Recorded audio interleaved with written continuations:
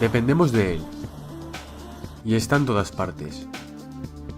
Por sus múltiples ventajas, los plásticos se han convertido en uno de los materiales más utilizados en las últimas décadas. Sin embargo, también presentan varios inconvenientes y han causado impactos serios en el medio ambiente, sobre todo en el medio marino.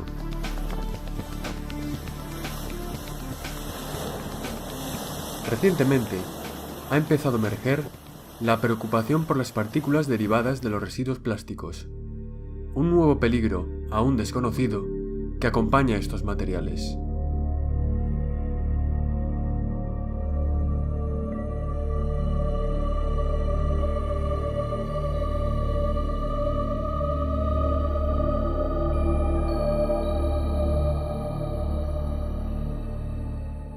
Los microplásticos son realmente las partículas de plástico de tamaños menores a 5 milímetros aproximadamente. Hay dos tipos, los que se fabrican ya de ese tamaño, que se utilizan para limpiadores, para productos cosméticos, están en pastas de dientes, están en productos de limpieza. Esos serían los microplásticos primarios, o bien los que se generan por fragmentación de los objetos de plástico convencionales, las bolsas, las botellas, que aunque no son degradables, una vez en el ambiente se fotoxidan, se vuelven más frágiles y se convierten en partículas más pequeñas que se denominan microplásticos secundarios. Estas partículas han captado la atención de numerosos laboratorios a lo largo del mundo, como es el caso de la Estación de Ciencias Marinas de Toralla. Allí se estudian los posibles impactos de los microplásticos en diferentes organismos, junto a otros 9 países en el proyecto EFEMARE.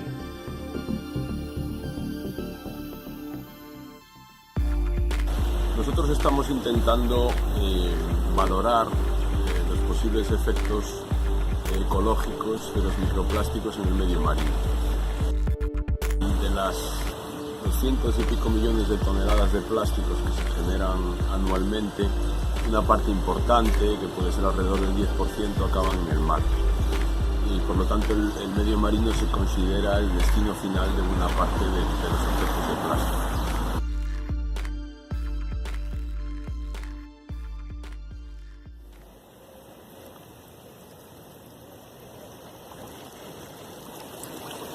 Una vez en el medio marino, el efecto de los microplásticos se hace patente.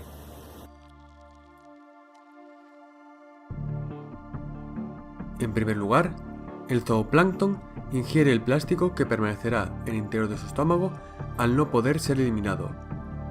Después, estas partículas pasarán a la cadena trófica.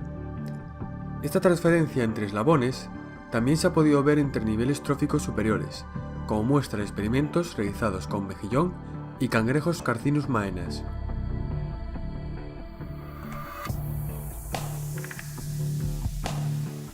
A lo largo de la cadena, los diferentes eslabones van acumulando los contaminantes, en este caso plásticos, presentes en sus presas, hasta llegar a los últimos depredadores, que presentarán concentraciones muy elevadas.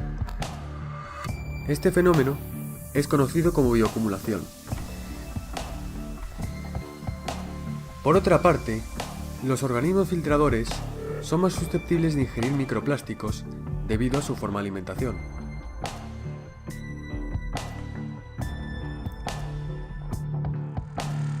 El principal efecto de su ingestión suelen ser daños celulares físicos en las células digestivas, aunque, en los casos en los que las partículas son muy pequeñas, pueden llegar a pasar a otros tejidos, causando daños en diferentes órganos. Sin embargo, existen otros efectos de estas partículas que pueden llegar a ser incluso más perjudiciales. El plástico en sí, el polímero, es una sustancia completamente inocua, que no reacciona y que no tiene ningún peligro toxicológico. El problema es que para fabricar un objeto de plástico, además del polímero, la industria necesita añadir una serie de sustancias químicas que se llaman aditivos, que le dan la elasticidad, el color, la resistencia a la temperatura o a la luz. Y esos aditivos químicos, algunos de ellos sí pueden ser sustancias tóxicas. Además, estos aditivos, una vez que el plástico está en el agua, se sueltan de la matriz del polímero, pueden pasar a los organismos fácilmente. Y algunos de estos aditivos tienen efectos similares a las hormonas. Sobre todo se conocen los casos de sustancias estrogénicas, es decir, sustancias que funcionan como una hormona femenina. Es el caso de los talatos o del bisfenol A. Además, otros contaminantes peligrosos presentes en el ambiente pueden juntarse a los plásticos y separarse tras ser ingeridos. Compuestos orgánicos, como los insecticidas y el DDT, o metales pesados, como el cadmio y el plomo, son algunos de los contaminantes que pueden llegar a ser transportados por las partículas de plástico.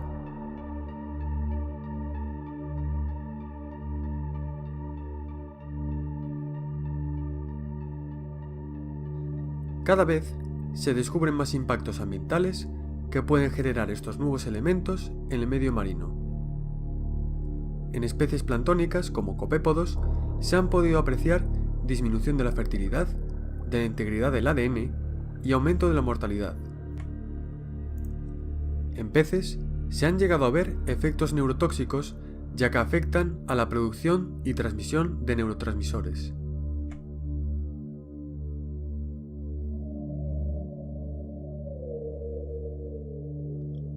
A nivel de impactos en el ecosistema, los microplásticos abren una nueva vía de transporte para posibles especies invasoras, como algas, hidroides, briozoos. Además, pueden llegar a convertirse en vectores de enfermedades al transportar especies patógenas como el Vibrio parahemolyticus.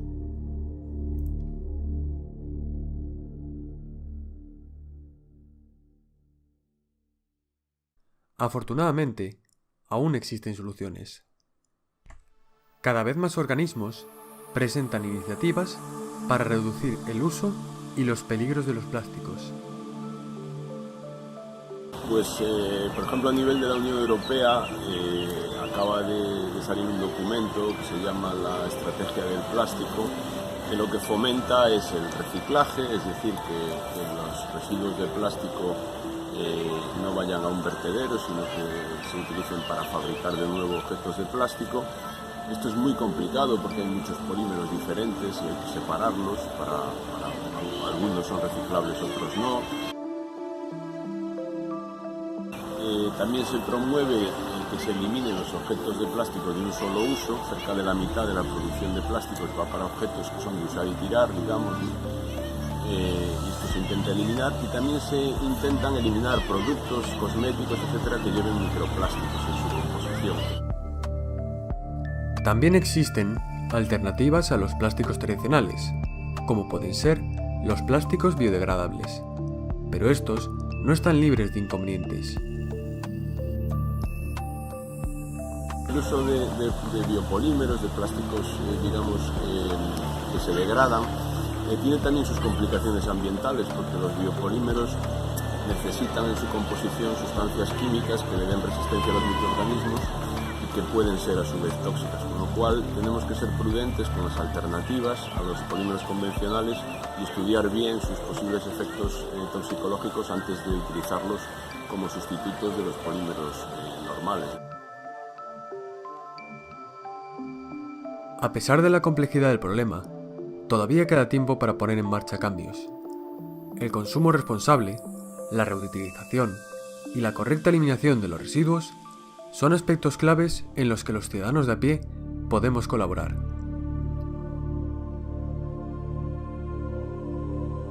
Estamos recibiendo una llamada de atención, especialmente de los océanos.